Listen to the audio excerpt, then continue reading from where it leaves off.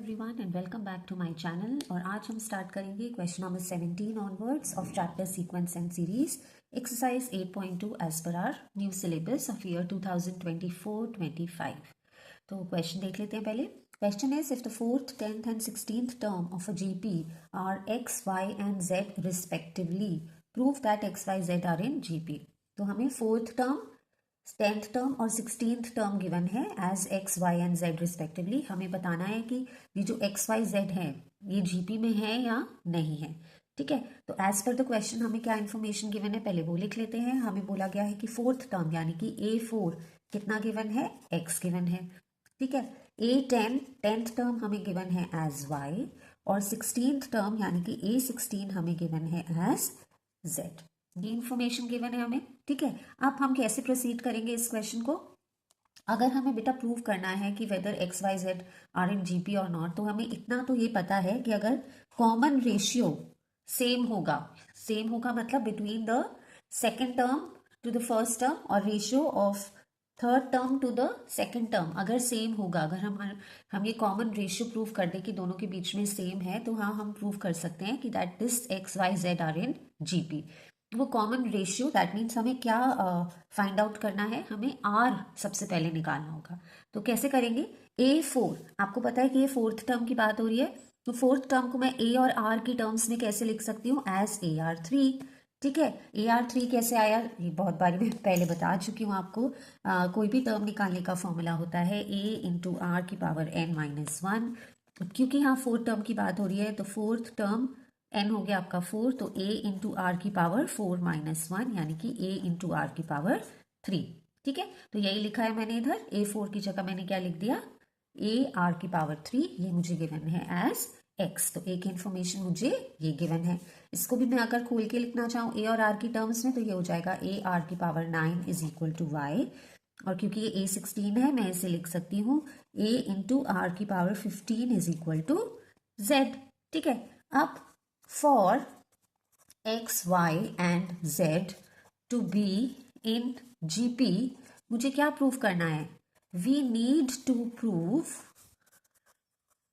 that, क्या prove करना है मुझे कि ये दोनों के बीच का जो कॉमन रेशियो है और इन दोनों टर्म्स के बीच का जो कॉमन रेशियो है वो सेम हो। यानी कि अगर मैं बात कर रही हूँ, यहाँ मैं आपको राइट साइड पे बताती हूँ, यानी कि जो मैं बात कर रही हूँ ये कॉमन टर्म्स की, क्या कह रही हूँ मैं, द रेशियो ऑफ y और अपॉन x, ये फर्स्ट की बात कर रही हूँ। ठीक है, y upon x is equal to the ratio of z upon y। ये कह रही हूँ ना मैं कि इन दोनों का जो रेशियो है शुड बी इक्वल टू इन दोनों का रेशियो, इन दोनों टर्म्स के बीच का ratio should be equal to इन दोनों टर्म्स के बीच का रेशियो। तो अब यहाँ पे भी y, यहाँ पे भी y है, मैं y को इधर ले जाती हूँ और x को उधर ले जाती हूँ ताकि वो एक लीनियर फॉर्म में बन जाए। तो यानी कि y² is equal to XZ। तो बेसिकली मुझे ये प्रूव करना है। ठीक है, अगर मैंने ये प्रूव कर दिया तो हाँ मैं कह सकती हूँ कि ये जो एक्स वाई जेड की तीनों टर्म्स है ये जीपी में है। तो मुझे क्या प्रूव करना है, मुझे प्रूव करना है that y² is equal to XZ। तो अब मेरा जो आगे का वर्किंग होगा वो किस बेसिस पे होगा, टू प्रूव दिस। तो मैं लेफ्ट हैंड साइड और ऐसे राइट हैंड साइड लेके सॉल्व करने वाली हूँ।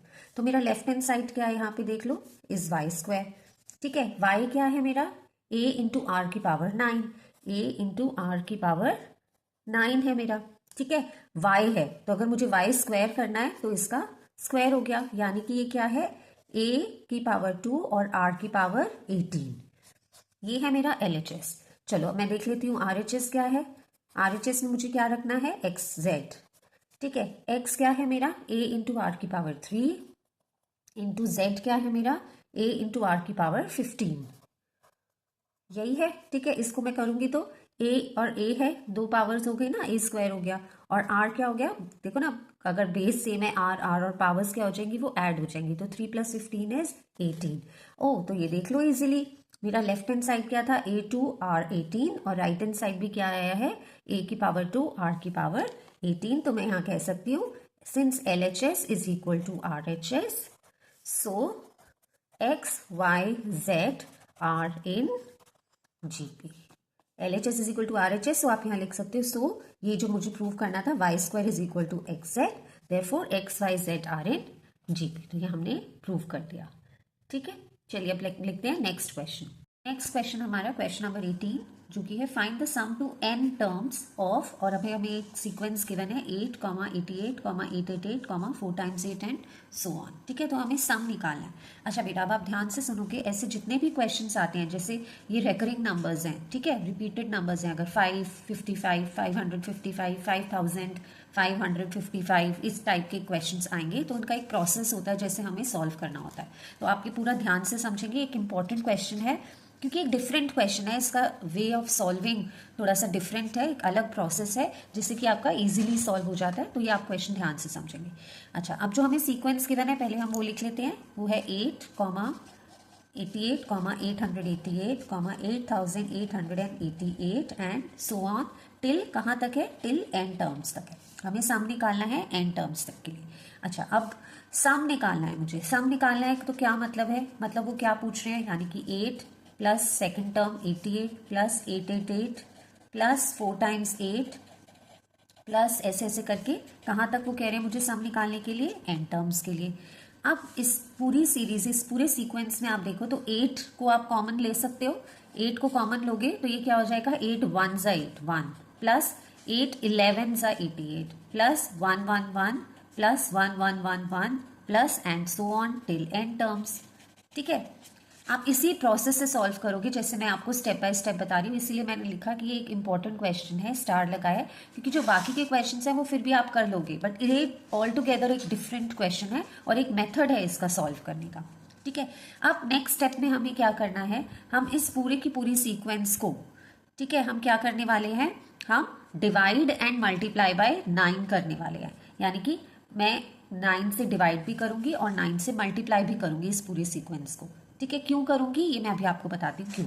तो अगर मैं इसको डिवाइड एंड मल्टीप्लाई करूंगी तो डिवाइड किया 9 से और पूरे सीक्वेंस को 9 से मल्टीप्लाई किया तो ये क्या हो गया, 9 plus 99 plus 999 plus 9999 plus and so. ठीक है, कहाँ तक, n टर्म्स तक। अब 8/9, अब ये जो पहला 9 है मैं इसे कैसे लिख सकती हूँ, 10-1 लिख सकती हूँ, प्लस 99 को मैं कैसे लिख सकती हूँ, 100-1 प्लस 999 को मैं लिख सकती हूँ 1000-1 प्लस इसको मैं लिख सकती हूँ 10,000-1 plus and so on till n terms. ठीक है, अब अगर आप इसको देखो 8/9, अब मुझे क्या करना है, ये जितने भी टेंस वाले नंबर्स हैं, 10, 100, 1000, 10,000 हो गया, इनको मैं एक साइड पे लिख लूंगी, 10 प्लस 100 प्लस 1000 प्लस 10,000, ठीक है, प्लस सो ऑन कहाँ तक, n टर्म्स तक, माइनस माइनस क्या है, दूसरा क्या चल रहा है हमारा 1, अब मैंने बाहर एक बारी माइनस लगा दिया तो मैं अंदर अब प्लस लगा दूंगी। ठीक है, 1 प्लस 1 प्लस 1 प्लस 1 प्लस कहाँ तक, n टर्म्स तक। समझ आ गई आपको बात। ठीक है, तो मैं ये क्यों कर रही थी अब आपको पता चलेगा। अब देखो आप, ये एक तरीके की कौन सी सीरीज बन रही है, एक तरीके की जीपी सीरीज बन रही है। कैसे बन रही है देखो, मैं अब नेक्स्ट स्टेप में लिखूंगी, आपको समझ आ जाएगा। तो ये है 10, 100 को मैं लिख सकती हूँ 10 की पावर 2 प्लस 10 की पावर 3 प्लस 10 की power 4 plus so on n terms तक। ठीक है, माइनस, अब यहाँ पे माइनस क्या है, अब 1 प्लस 1 प्लस 1 प्लस 1 है। अब ये जो 1 1 1 वाली टर्म्स है, ठीक है, ये कहाँ तक जा रही है, ये ध्यान से समझने की बात है, पे अटेंशन। तो ये n टर्म्स तक जा रही है। ठीक है, यानी कि n टर्म्स तक जा रही है, यानी कि मैं इसको 1 इंटू n लिख सकती हूँ। कैसे, अब मैं आपको इसको एक एग्जाम्पल देके समझाती हूँ। फॉर एग्जाम्पल कि मेरे पास है एक टर्म जो कि मैं लिख रही हूँ 2 प्लस 2 प्लस 2 प्लस 2। कितनी बार लिखा मैंने, 1 2 3 4 टाइम्स लिखा, तो मैं इसे 2 इंटू 4 कर दूंगी ना, 4 टाइम्स रिपीट हुआ। ठीक है, ऐसे इसमें क्या हो रहा है, इसमें क्या हो रहा है, 1 प्लस 1 प्लस 1 प्लस 1 कहाँ तक हो रहा है, n तक हो रहा है। तो ये मैं 1 इंटू n लिख दूंगी। कितनी टर्म्स तक हो रहा है, n। तो वही तो होता है, जो नंबर होता है वो कितनी बार रिपीट हो रहा है, तो वो नंबर और वो कितनी बार रिपीट हो रहा है, यहाँ 4 टाइम्स। तो मैं इसे ऐसे लिखती हूँ, रिपीटेड एडिशन। और ये 1 जो है कहाँ तक रिपीट हो रहा है, n तक, तो मैं इसे 1 इंटू n लिख सकती हूँ। यही किया मैंने यहाँ पर। ठीक है, अब आगे देखते हैं। तो अब इससे मैं ब्रैकेट को क्लोज कर देती हूँ। ठीक है, तो ये समझ आया होगा आपको। अच्छा, अब मेरा मेरा मोटिव क्या था कि मैंने इसको इस प्रोसेस में क्यों सॉल्व किया, क्योंकि मैं चाह रही थी कि मेरी एक जीपी सीरीज बन जाए। ठीक है, जीपी सीरीज बनेगी तभी तो मैं सम का फॉर्मूला लगा पाऊंगी। ठीक है। क्वेश्चन में पूछा क्या गया था, क्वेश्चन में पूछा था find the sum to n terms. अब इनका सम करने के लिए मुझे चाहिए कि ये कैसे हो, ये एक जीपी सीरीज की फॉर्म में हो। तो अभी तो ये जीपी सीरीज नहीं है, क्योंकि जो रेशियो है common ratio between the second to the first term and third to the second term नहीं है सेम, तो ये जीपी नहीं है। तो मुझे चाहिए कि वो जीपी सीरीज में बन जाए। तो इस टाइप का बेटा जब भी ये क्वेश्चन आएगा आप उसे क्या करोगे, आपकी कोशिश होगी उसको एक जीपी सीरीज में कन्वर्ट करने की। ठीक है, तो ये इंपॉर्टेंट क्वेश्चन है, आप ध्यान से समझोगे इसका प्रोसेस। और एक बार वीडियो को पॉज करके आप खुद से ट्राई करना ये ऑन पेपर सॉल्व करने की। ठीक है, अटक जाओ तो दोबारा से वीडियो को देखोगे और फिर ये इसका प्रोसेस समझोगे स्टेप बाय स्टेप इस टाइप ऑफ क्वेश्चंस को कैसे सॉल्व किया जाता है। तो हमारा मोटिव होता है कि एक जीपी सीरीज मिल जाए हमें। तो यहाँ पर अभी हमें मिल चुकी है। अब कैसे पता ये जीपी सीरीज है ये भी देख लेते हैं। फॉर्म करने के लिए जीपी सीरीज है, ये दिख तो रहा है बट मैं आपको फिर भी बता देती हूँ, हमें कॉमन रेशियो चेक करनी होगी इन दोनों टर्म्स के बीच में। ठीक है, तो कॉमन रेशियो क्या है इन दोनों टर्म्स के बीच में, सेकंड टर्म यानी कि 10 की power 2 divided by first term यानी कि 10, तो ये कितनी हो गई 10। एक बार इन दोनों टर्म्स के बीच में भी चेक कर लो, कॉमन रेशियो क्या है 10 की पावर 4 अपॉन 10 की पावर 3, तो ये कितना हो गया 10। तो ये देखो कॉमन रेशियो सेम आ रही है, यानी कि मैं कह सकती हूँ कि ये कैसी सीरीज बन गई है, ये एक जीपी सीरीज बन गई है। तो अब एज पर द क्वेश्चन आपको क्या करना है, इस जीपी सीरीज पूरी इसको हम सम निकालेंगे इसका, जिसका कि आर क्या है, कॉमन रेशियो क्या है 10 है, और ए भी देख लीजिए इसका, इस सीरीज का क्या है, ए फर्स्ट टर्म क्या है 10 है। ठीक है, तो चलिए अब सम का फॉर्मूला लगाते हैं। अच्छा, सम का फॉर्मूला लगाने से पहले आपको क्या चेक करना होता है, आर इज ग्रेटर देन 1 और लेस देन 1। तो आर इज 10, तो definitely r is greater than 1। तो क्या फॉर्मूला लगेगा यहाँ पे, a r n minus 1 upon r minus 1। तो आर है हमारे पास 10, ए है हमारे पास 10, और एन क्या है यहाँ पर, एन ही है, क्योंकि क्वेश्चन में बोला है टिल एन टर्म्स निकालना है हमें सम। चलिए बस वैल्यूज पुट कर लेते हैं। तो सम हो गया हमारा 8/9, तो देखो ऐसे चल रहा है उसमें, तो 8/9 तो ऐसे ही चलेगा। अंदर जो ये सीरीज है इतना जो बस है यहाँ तक का पोर्शन, इसमें आपको सम का फॉर्मूला लगाना है। ये भी एज इट इज चलेगा पीछे का, 1 इंटू एन को आप एन लिख दोगे, वो जो मैं इस स्टेप में लिखूंगी। तो ये हो गया 8/9। अब यहाँ पे सम का फॉर्मूला लगेगा, ए क्या है फर्स्ट टर्म यानी कि 10, ब्रैकेट आर यानी कि 10 है यहाँ पर, ओके यहाँ स्क्वायर ब्रैकेट डाल लेते हैं, माइनस 10 की power n minus 1 upon r minus 1 यानी कि 10 माइनस 1। ठीक है, ये हमने सम का फॉर्मूला लगा दिया इस जीपी सीरीज की जगह पे। ठीक है, अब क्या चलेगा यहाँ पर, इधर क्या है माइनस में 1 इंटू एन यानी कि एन, ये तो एज इट इज चलता रहेगा। ठीक है, आगे से सॉल्व कर लेते हैं, बस सिंपल सॉल्व करना है हमें। 8/9 10 ब्रैकेट 10 की power n minus 1 upon 10 minus 1 is 9 minus n यहाँ चल रहा है। तो अब ये ब्रैकेट खोल लेते हैं, 8/9 को पूरा अंदर मल्टीप्लाई कर लेते हैं। तो ये हो गया 8 इंटू 10 80 ब्रैकेट 10 की पावर n माइनस 1 अपॉन 9 9 से यहाँ क्या हो गया 81 माइनस 8 n से भी मल्टीप्लाई होगा और नीचे 9 है, तो ये हो गया आपका इस क्वेश्चन का आंसर। ये थोड़ा डिफरेंट क्वेश्चन था, इसका प्रोसेस अलग है। तो अगर आपको ये क्वेश्चन में कोई डाउट हो तो आप प्लीज कमेंट में मुझे बताइएगा कि आपको ये स्टेप समझ नहीं आया, तो मैं दोबारा से समझा दूंगी। ठीक है, और एक बार वीडियो स्टॉप करके ये क्वेश्चन जरूर आप अपनी नोटबुक में प्रैक्टिस करेंगे, बिकॉज इस टाइप ऑफ क्वेश्चन के आने के बहुत ज्यादा चांसेस होते हैं। तो इसका प्रोसेस आप देख लीजिए, स्टेप बाय स्टेप प्रोसेस, और इस टाइप के क्वेश्चन को ऐसे सॉल्व करना होगा। चलिए अब चलते हैं नेक्स्ट क्वेश्चन की तरफ। क्वेश्चन पे जाने से पहले आप इस वीडियो को लाइक कीजिए, शेयर कीजिए और चैनल को डेफिनेटली सब्सक्राइब कीजिए अगर आप फर्स्ट टाइम आए हैं। मैं लिखती हूँ तब तक question number 19। Number 19 is find the sum of the products of the corresponding terms of the sequence 2, 4, 8, 16, 32। तो एक सीक्वेंस हमें ये गिवन है एंड सेकेंड सीक्वेंस है 128, 32, 8, 2 हाफ।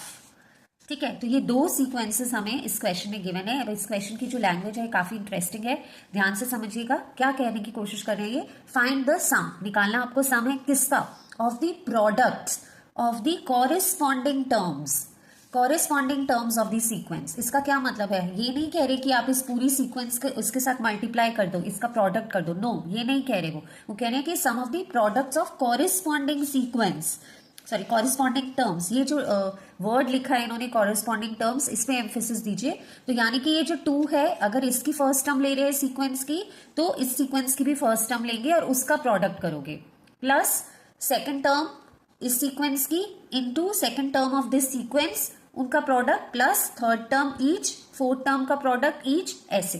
तो मैं एक बार लिख के दिखाती हूँ। तो ये है हमारे पास सीक्वेंस 1, लिख लेते हैं पहले क्या गिवन है। सीक्वेंस 1 हमें गिवन है एज 2, 4, 8, 16 एंड 32। सीक्वेंस 2 क्या गिवन है इस क्वेश्चन में? 128, 32, 8, 2 और हाफ। अब वो कह रहे हैं कि 2 इंटू 128, बोल क्या रहे हैं इस क्वेश्चन में? Product of the corresponding terms, उसका जो सम है वो निकालना है, यानी कि 2 इंटू 128 ऐसे प्लस 4 इंटू 32, इसका सेकेंड टर्म और इसका सेकेंड टर्म, तो 4 into 32 plus 8 into 8 plus 16 into 2 plus इसका फिफ्थ टर्म और इसका फिफ्थ टर्म का प्रोडक्ट, यानी कि 32 इंटू 1/2। ये कह रहे हैं वो हमें, इसका फाइंड करना है हमें, यानी कि इसे एक बार ही खोल लेते हैं। ये क्या हो गया? 2 इंटू 128 बेटा इज 256 प्लस 32 4 ज़ा 128 प्लस 8 8 ज़ा 64 प्लस 16 2 ज़ा 32 और ये कट हो गया यहाँ पे 2 और 16, तो ये हो गया प्लस 16। तो ये हमसे पूछा। अब आप कहोगे कि इसमें डायरेक्टली आप बस ऐसे प्लस कर दो तो ये आपका आंसर हो गया। नहीं, ऐसे नहीं करना है आपको ये चैप्टर इसीलिए बताया गया है कि आपको एक सीक्वेंस बनाना है इसका, ठीक है, एक सीरीज बनानी है, जीपी सीरीज है। अगर ये आप स्पेशली देखोगे ध्यान से कैसे हुई है जीपी सीरीज, आर देख लेते हैं क्या है इन दोनों टर्म्स के बीच में। अगर मैं आर देखूं तो आर क्या है? Ratio of second term to the first term. कितना हो गया? ये कट करेंगे हम तो ये कितना आ जाएगा? तो 128 1, 128 2, तो आर क्या आ गया? 1/2। एक बार इन दोनों टर्म्स के बीच में भी हम चेक कर लेते हैं। आर क्या है इधर? 64 अपॉन 128, तो 64 2 ज़ा, यानी कि 1/2। तो देख लीजिए आप, रेशियो क्या आ रही है? 1/2। Common ratio is 1/2। तो हाँ, हम कह सकते हैं कैसी सीरीज है? ये एक जीपी सीरीज है। और अब हमें क्या करना है? इसका सम लगाना। तो सम के लिए हमें क्या क्या रिक्वायरमेंट्स होती है? हमें पता होना चाहिए कि ए क्या है। ए हमें दिख रहा है यहाँ पर, ए फर्स्ट टर्म है, दैट इज 256। आर हमारा क्या निकल गया है? 1/2 निकल गया है। और एन क्या है? कितनी टर्म्स है? 1 2 3 4 एंड 5, तो एन है हमारा 5। तो चलिए सम का फॉर्मूला लगाते हैं। फॉर्मूला लगाने से पहले आपको चेक करना होगा कि आर ग्रेटर देन 1 है या लेस देन 1। तो यहाँ आप देख रहे हो कि आर क्या है हमारा बेटा? R is less than 1। तो अब कौन सा फॉर्मूला लगेगा यहाँ पे सम का? ए ब्रैकेट 1 माइनस आर की power n upon 1 minus r.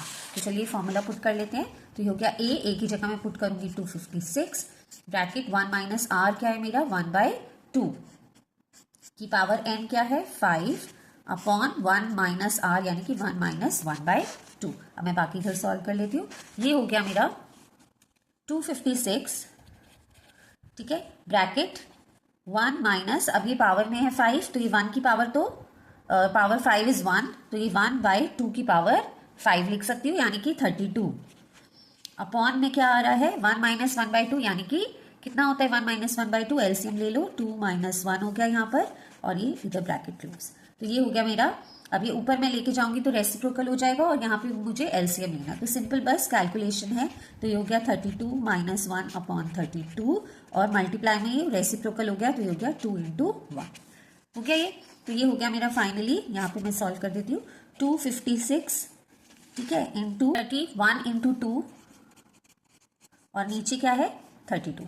तो 32 से हम 256 को कट करेंगे, तो ये कितना हो गया हमारा? 32 8 ज़ा, और 8 2 ज़ा 16, 16 इंटू 31, तो ये हो गया मेरा। ये थोड़ा मैसी हो गया, बट आई होप आपको समझ आ रहा होगा। मैं सिंपल कैलकुलेशन कर रही हूँ, ये आंसर आ गया मेरा 496। तो क्वेश्चन की टर्म को समझना जरूरी है, क्या लैंग्वेज है। वो कह रहे हैं कि आपको सम निकालना है किसका? Product of the corresponding terms, यानी कि 2 into 128 plus 4 into 32 plus 8 into 8, इस तरीके से। और फिर आपने देखा कि एक जीपी सीरीज बन गई है। कैसे पता चला आपको? आपने कॉमन रेशियो देखा बिटवीन द फर्स्ट 2 टर्म्स, और सेकंड और थर्ड टर्म के बीच का भी चेक कर लिया, कॉमन रेशियो सेम आ रही थी, तो आप हेंस कंफर्म कर दिया आपने कि एक जीपी सीरीज है, और आपने फिर सम का फॉर्मूला अप्लाई करके सम निकाल लिया। ठीक है, सो ये हो गया हमारा क्वेश्चन नंबर 19।